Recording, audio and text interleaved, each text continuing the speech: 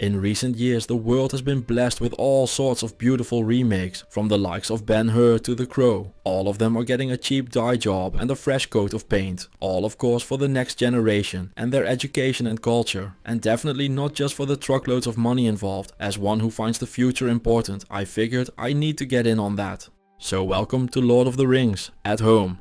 When Mr. Legolas of Bajedia announced that he would shortly be celebrating his 11th birthday party of special magnificence, there was much talk and excitement in Sanctuary. Warrior flocked to the scene, and upon realizing this was the kind of crowd he was going to get, Mr. Lars decided to leave post-haste instead of spending the starting 30 pages of his journey giving away spoons to people no one gives a shit about. Oh, and if you're thinking that he should eat a sandwich, don't worry, he is in great shape compared to the rest of the Fellowship.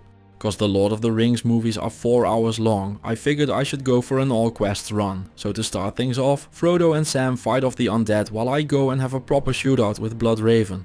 With the help of Frodo and friends we managed to beat up the lonely woman in a fair 4-on-1 fight as the brave heroes we are. Our quest doesn't only involve us beating up women, the elderly aren't safe either. In the Den of Evil we go and fight Corpsefire, son of Corpsefire, grandson to Corpsefire, uncle to Corpsefire, and nephew to Corpsefire II or III. Who even knows at this point? The survival of their name is living through troubled times. It's their own fault for being made out of skill points, but troubled nonetheless.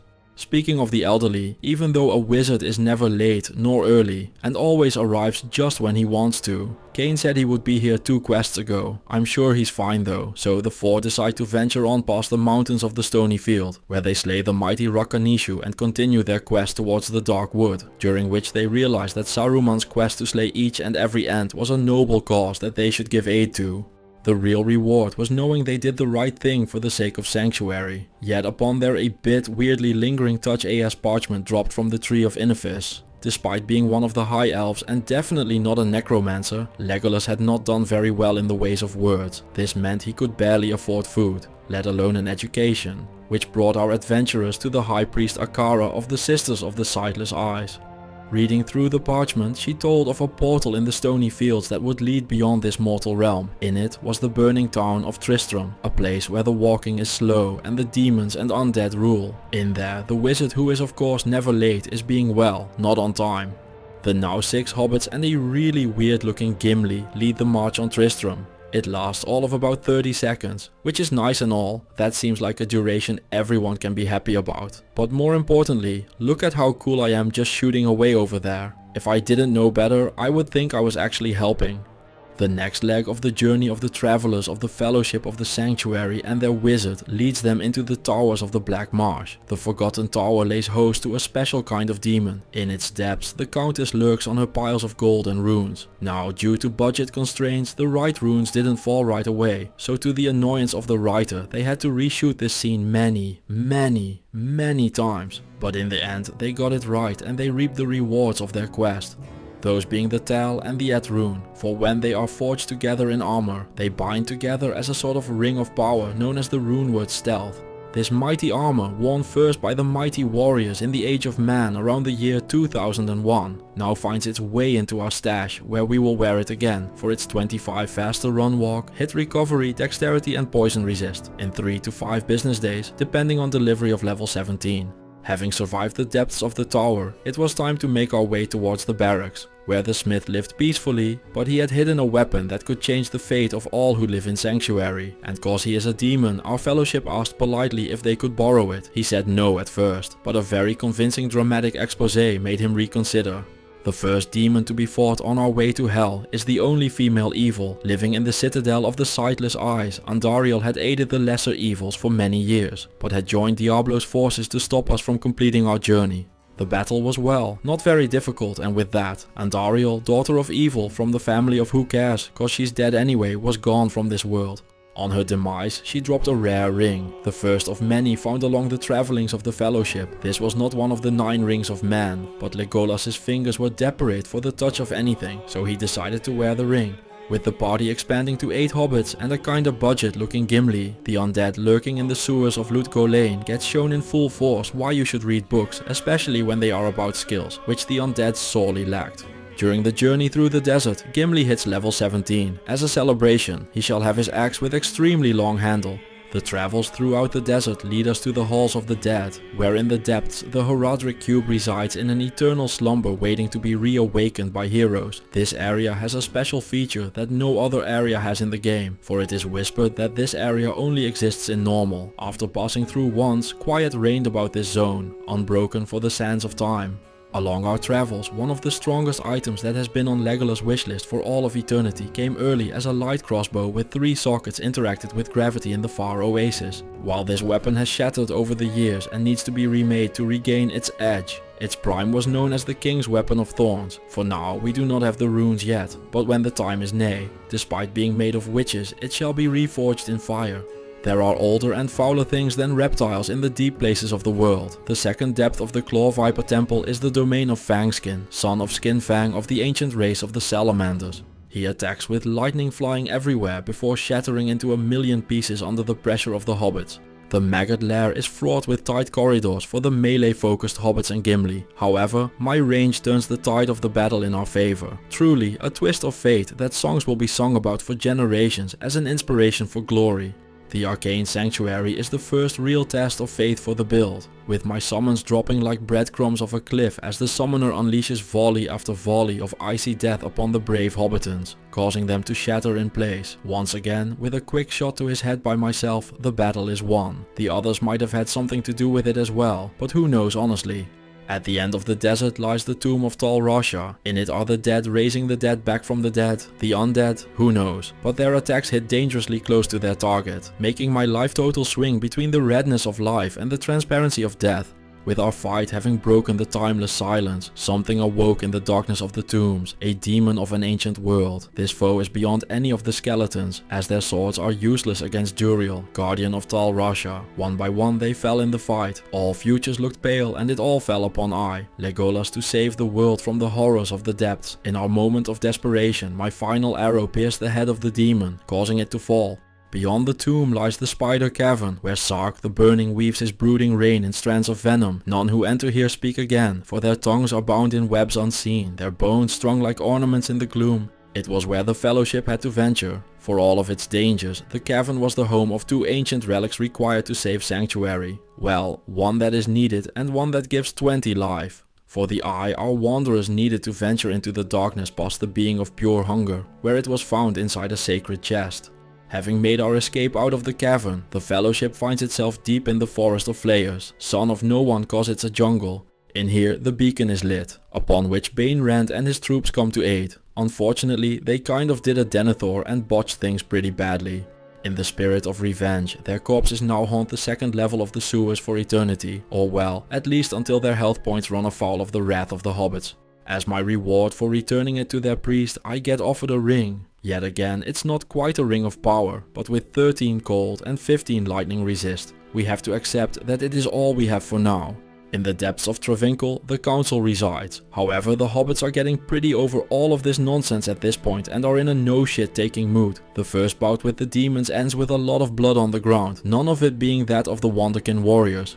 In the Durance of Hate level 3, Legolas decided that tonight he will join the hunt. The hobbits and budget Gimli are having a rough go of it, but that with the bloodlust of aeons in their eyes, I managed to take down the demon. They are dead, so it was all me. Definitely, totally all me. Flushed with victory at the Durance, the champions descend upon the Pandemonium Fortress, gambling in full swing, blue suede shoes in their sights. 24% cold and 30% poison resists teaches everyone that gambling doesn't pay off and you shouldn't do it, kids. Old Legolas here just has a bit of a hard to break habit. Not an addiction or anything, for it is only quitters that stop too early. For the tales of winners always talk about the darkness before the dawn of victory and the pushing of ons in the final fraught moments of despair. Stepping out of the fortress past traumas of the classic Necromancer run flash before his eyes. In the olden days of the segregation, there were no dwarves allowed in Act 4. They were simpler times, but not without their problems, as there was no one that could help enlist the hobbits into the Fellowship.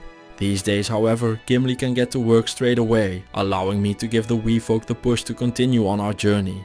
In the Plains of Despair, there is yet another that is from a long-lasting lineage of skill points. It is Isual, father of bad story writing and sequels, and one of many of the ancient race of quest monsters destined to die for their reward.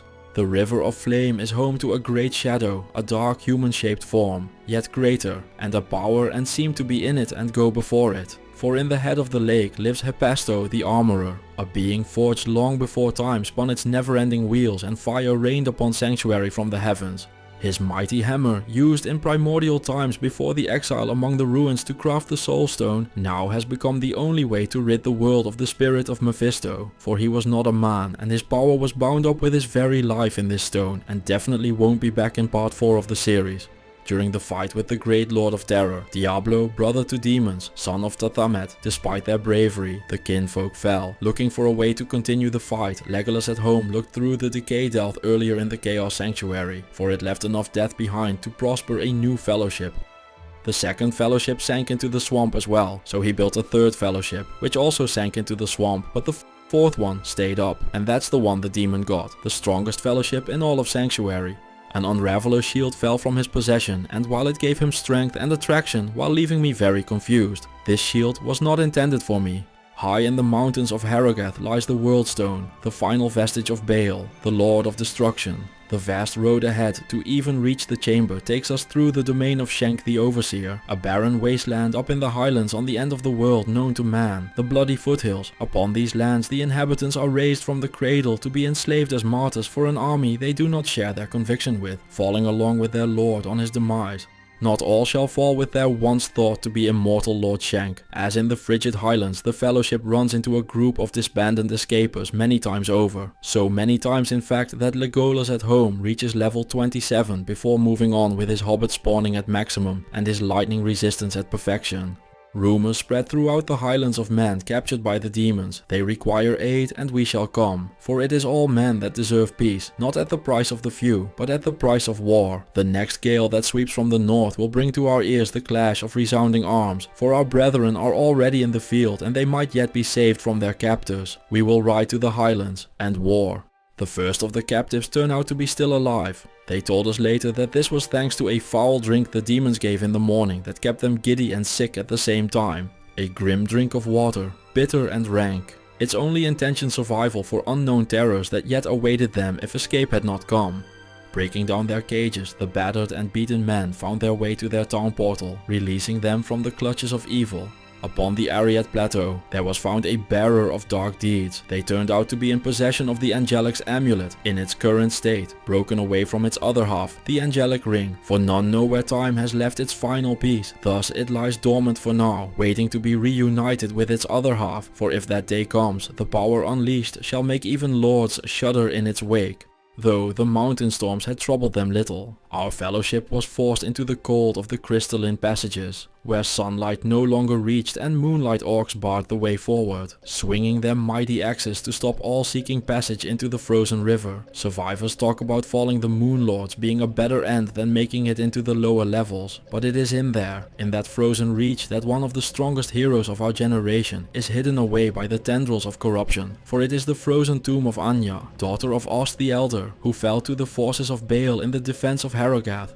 The pale march towards her prison of ice is hard fought through wave after wave of the forces of the Lord of Destruction. Lightning enchanted axe swinging orcs almost get the better of our hero while he is surrounded on all sides. Managing to make his way out of the eye of the storm, blind to all that is still around him. Like a true general, he starts overseeing the battle, for without his supervision, all will be for naught. The fellowship will fall and the world will head into darkness, into damnation, for chaos will be reborn. Suddenly he saw it, past the bridge, beyond the fighting, Anya's body, and frozen to waste away forever if he would not intervene. She was still alive, if barely. If anyone knows how to save her, it will be Mala, for she has been concocting potions since before even Deckard Cain roamed the world. Further rewards were strewn upon us in the form of a shield, for which I, as an archer, had no purpose. Anya also spoke of what happened to her. One of the elders, Nihlathak Wormtongue, had betrayed them. To ensure safety, he needed to be brought to justice. The most frightening of the dead is Pindleskin, once a warrior from a forgotten age, now a puppet to a mad necromancer conjuring the dead. A vile way of magic that no one should ever practice. A fierce battle ensued between the prowling dead, defiled warriors and the fellowship, only managing to defeat them by defiling them yet again, turning them into hobbits as they fell to their destiny once more. Downward we passed beyond the reach of day, into the halls of anguish, a place choked with the reek of burnt offerings and stale blood. The very stone seemed to remember torment, echoing with distant weeping from no living throat. The air pressed upon us like a weight of centuries. Here the servants of treachery lingered still, their bodies shattered but not dead, rising in blind obedience to a master long since fallen into shadow. The second descent led to the halls of pain, and pain it was, not loud or sudden, but creeping, gnawing, patient as the cold. The walls bled faint light from cracks too narrow to see, and underfoot the ground was slick with the forgotten. The dead here did not scream. They waited. Each step summoned memories that were not our own. And still we pressed on, bearing the silent howl of the place like a burden upon our backs. At last we came to the halls of Vought, the final chamber, square, sealed and deathly still. It bore the hush of a tomb that knows it will not be left undisturbed. No breeze stirred there, and yet every torch guttered, as though warned by a breathless presence. And then he came, Nihlathak, bound not by chains but by Baal's will, cloaked in rot and ruin. He spoke no plea, no curse, only the cracking of ice answered us as his dark work unfurled its final protest. In that accursed hall, beneath stone carved with the grief of ages, we faced Nihlathak. Fallen to shadow and deceit, his eyes gleamed like cold embers harboring a deathless malice that seeped into the marrow. Around him, the very air writhed with necromantic power. Phantasmal hands clawed from the ground, skeletal warriors rose in twisted mockery of life, and a pall of despair hung heavy as night's own shroud. I too called upon the ancient arts, weaving bones and shadow in grim symphony, raising the fallen as unwilling sentinels before their corrupted master could use their remains as an exploding weapon. The clash was a race against the corpse. A single corpse explosion could end the journey of the fellowship, yet before long the Necromancer fell, and while it was not the justice the people of Harrogate deserved, for a swift demise dealt by hungry hobbits was still far better than he deserved, it would be all they would get. For my reward, Anya engraved my name upon my trusty bow, a small token of gratitude for an unworthy justice. The glacial trail was filled with more of the horrors best not remembered, their tentacles finding ways through the frozen earth itself in a race to impale unsuspecting victims upon them. After the fall of ash venom, the beasts maddened with a fanaticism unseen before, forcing a retreat and a decision to go look for another way through the golden chambers. Our journey continued on into the slopes of Mount Arreat. This high up the wind was filled with a sharp old bite that tore through cloak and bone with a coldness no living forge could temper. We climbed not merely a mountain but the edge of the world itself, where stone remembered fire and the snow bore no softness, only silence. The path was cruel, coiled in a spiral of frostbitten trials. Each step higher felt as if we trespassed upon the bones of the mountain itself, as though the peak resisted every heartbeat that dared to echo within its hollows. With Harrogate far behind, now freed from their traitorous elder, before us loomed the final climb. There was no time for hesitation, so with heavy heart we stepped into the cold, dark mountain tunnels of the Ancients' Way. In here we were immediately trapped in a corner by moon lords. However, they had not fully closed off the path, allowing for an escape out of their clutches and into the blinding light of the top of the mountain. We had made it to the Arreat Summit. Up here a circle of stone, worn smooth by endless winds, stood like a crown atop the mountain's brow. The only other thing here was the altar of the heavens, but as I went to it, the statues of Talik, Korlik and Madark came alive. No longer was the only thing heard the sound of silence. Upon their coming alive, they immediately went at Gimli and the hobbits to test their worthiness of entering the final part. What the ancients hadn't taken into account, however, was the size of the fellowship. There were 10 of us, allowing us to surround Talik immediately. He started whirlwinding around, looking for an escape while trying to deal some damage. But it was obvious that the ancients had turned out to be a mere trifle along the way. Even as they managed to huddle together, they stood no chance against the power of the Wistfolk. This battle, that started with a speech about how only the worthy may pass, ended in swift defeat for the spirits of the Elder, not with a scream nor a cry but with silence, for they were muted by my settings. But more needn't be spoken. Their silence was an allowance of entrance to the Worldstone Keep. There are places in the world where even the dead dare not walk, and the halls on top of Mount Arreat are chief among them. Here, on top of all earth and frozen demise, lies the keep, now twisted by the demon's old and ruined design. It is no mere dungeon, no ancient ruin. It is a scar in the world, vast and pulsing, alive with malevolent will. The gate closed behind us with the hush of a tomb ceiling. The air changed, thickened, as if the stone itself breathed. The sound of our own footsteps rang hollow, swallowed too quickly by the air. The first level lay in a broken glory, their old majesty shining through, yet filled with the remembrance of the evil that just passed through before us. Vile witches broke the grandeur of the former splendor, despite their screams being silenced by the fellowship's haste to reach the throne room.